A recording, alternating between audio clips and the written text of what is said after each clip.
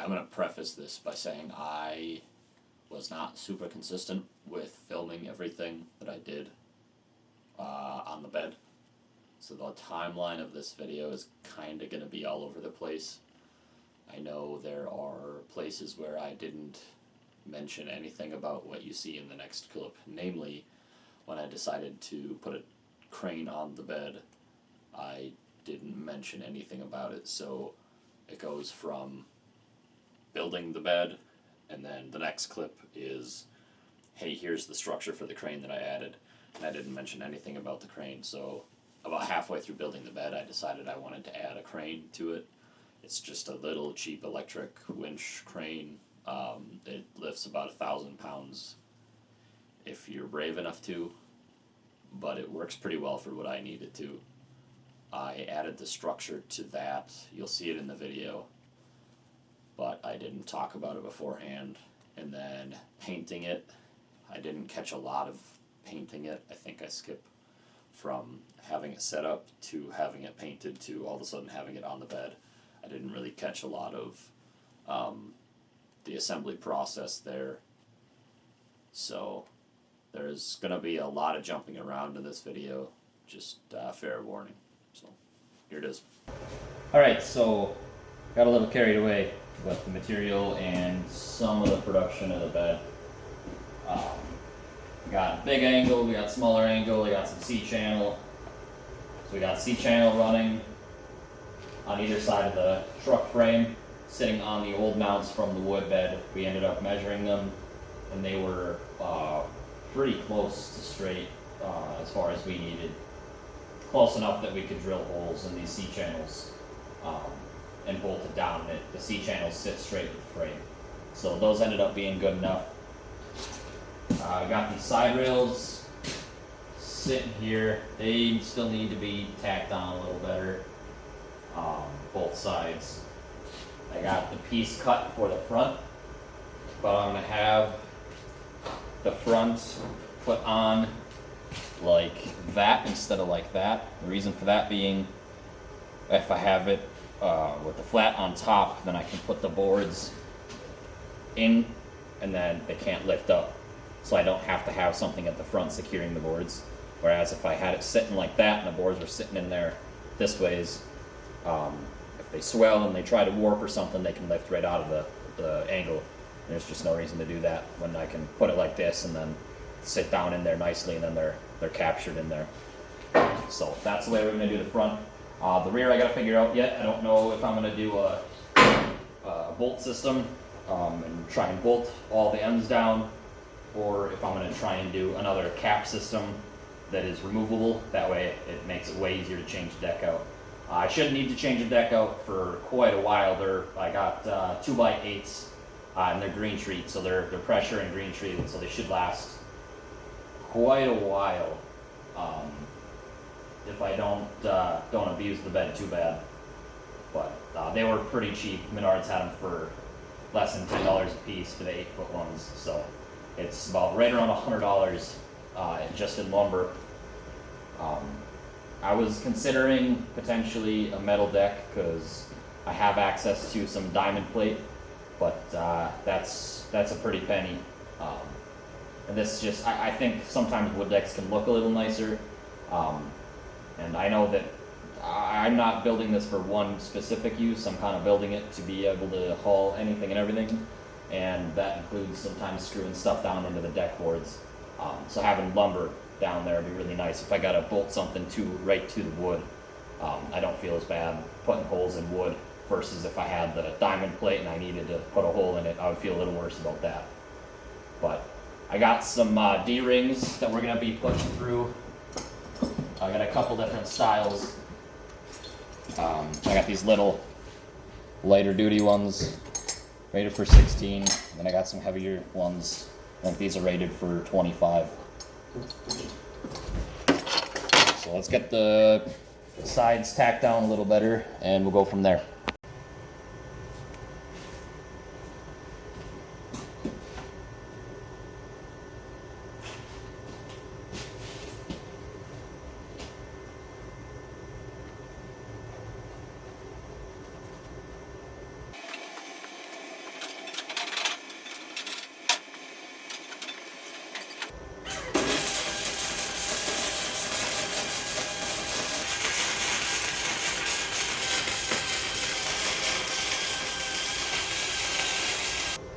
I have a little bit of a gap to fill on this one, but this is not winning any points at the Home and Garden show. So I'm not going to worry about making everything perfectly straight. We're just going to burn it together and it will ride like that.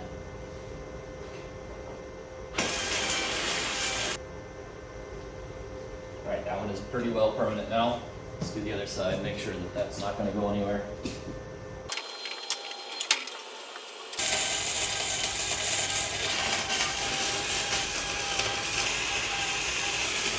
Alright, we can take a look at that. Now this is flux core, so it's not going to be pretty. There's a lot of spatter, and it's Harbor Freight Titanium 125 flux. But the projects I've used it for, it's worked really well. Now we're getting enough heat in there because you can see the discoloration. Both sides are welded on. Next step is to get the front cap on. Got this front angle sitting on here, just real lightly tacked on. But I'll show you what I mean as far as the wood sitting underneath it. So the way it's sitting there, the wood's well underneath the angle here, so it can't lift up. Now there's a decent gap there. I don't know if I'm going to fill that by putting something on the bottom of this, or if I'm going to put something underneath the lumber sitting on this rail here. I haven't figured that out yet.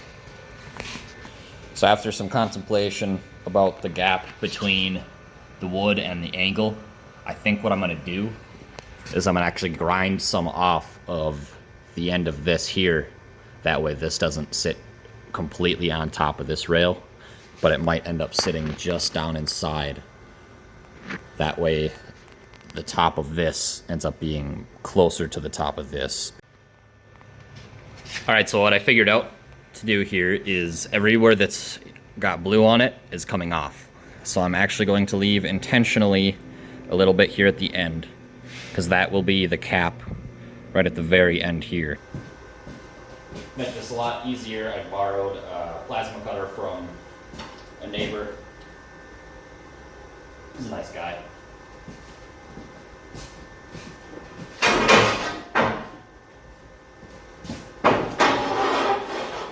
But it makes removing the material much faster and much cleaner. And if you're used to an angle grinder, like I am, it takes a lot of stink out of the equation too, which is always a plus.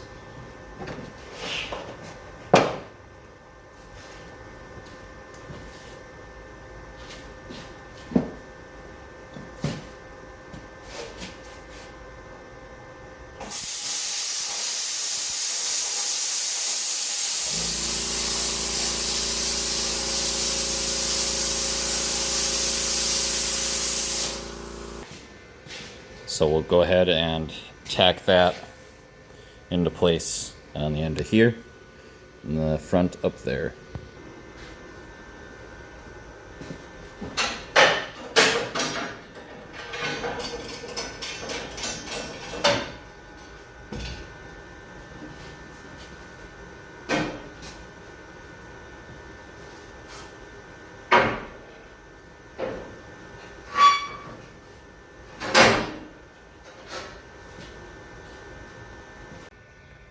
Alright, here's what I was talking about when I had the blue marker on there.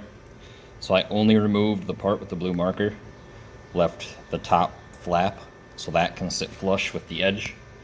And now the top of this angle sits real nice with this piece here. And we virtually got rid of the gap on the wood. I know we're sitting a little low on that side yet, but we can make that level after we tack this in place. So I'm gonna go ahead and get tack on this side, and then I'll go over there, make sure that side's nice and flush, and then I'll tack that side, and then we'll weld it up.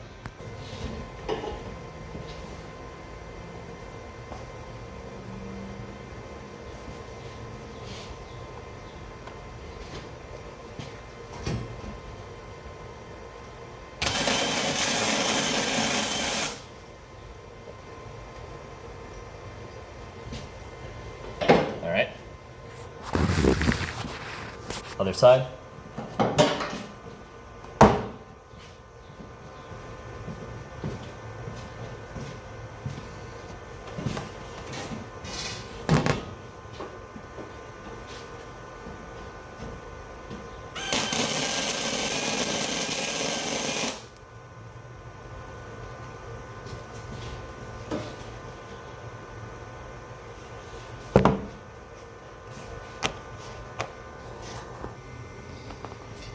Alright, got both sides tacked. With them flush, we still have a little bit of a gap, which I think would be pretty annoying bouncing down the road if it's making a lot of noise. So I might go ahead, break these tacks off, and end up sitting this a little down lower so we have less of a gap on top of the wood, because I would like that to be a pretty tight fit. So I think my goal going forward is going to be to pull the bed and the bumper and the lights off, paint the bed, well, finish welding it up and then paint it. The toolbox, I did end up welding right to the bed. I didn't really want to do that, but it wasn't in good enough shape that I could bolt it to anything securely and not worry about it falling off. It's pretty thin metal, but the way it's welded on there now, it'll be just fine. So, and I don't need this truck to have a crazy amount of storage, just being a single cab and a flatbed. I do want to put a truck bed crane on this eventually. I don't have the service truck that I used in the first video or two. I'm no longer in that truck, so I don't have a crane readily available to me anymore. And that was infinitely useful for somebody who likes to tinker with heavy things. So I'd like to put one of those on here. I'm thinking passenger side. I don't know why, but I think that would be the more useful side. I got the reinforcement welded in here, just more C-channel. I ended up cutting out the old piece of C-channel that was in there and ended up putting a longer one in, so it just ties all the way across. So the base of the crane is just got 4 bolts to mount to, so I'll end up just drilling, 4 holes.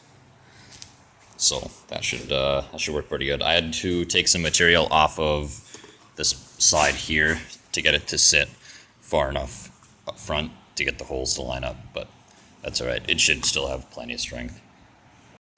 Alright, the reinforcement has been completely welded now. Got the holes drilled in it. They all line up well enough to mount it.